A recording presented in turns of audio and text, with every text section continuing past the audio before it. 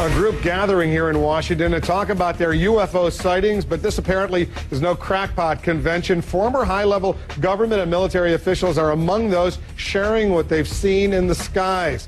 Our national correspondent Gary Tuckman is here. He's watching all of this unfold. So what's this conference, Gary, all about? Well, Wolf, it's most interesting. A panel discussion within the Beltway about what might be taking place in the Milky Way and beyond.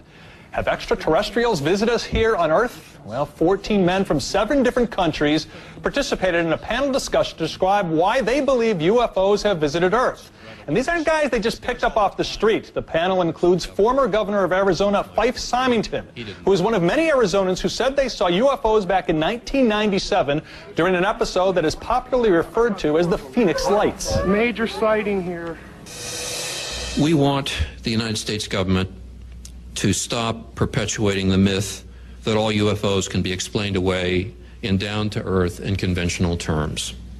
Instead, our country needs to reopen its official investigation that it shut down in 1969. Also participating was a retired Air Force captain who says he and his passengers saw a huge flying disc. Also a retired Peruvian Air Force pilot who says he came within 300 feet of a circular UFO flying at 63,000 feet. And then there was a retired U.S. Air Force security officer who, while stationed in England, was summoned to a downed aircraft in a forest. When we came up on the triangular-shaped craft, there were blue and yellow lights swirling around the exterior as though they were part of the surface. The air around us was electrically charged, and we could feel it on our clothes, our skin, and our hair.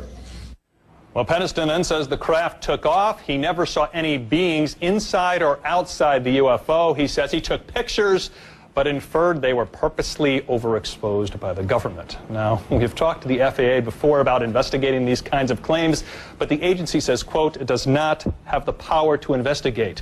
We've covered a few of these kinds of stories before, Wolf, and one thing that we always mention to the enthusiasts is if one of these craft came down on Earth and did an interview with one of us, the debate would be over. But that hasn't happened yet. Hasn't happened yet, but there's, who knows?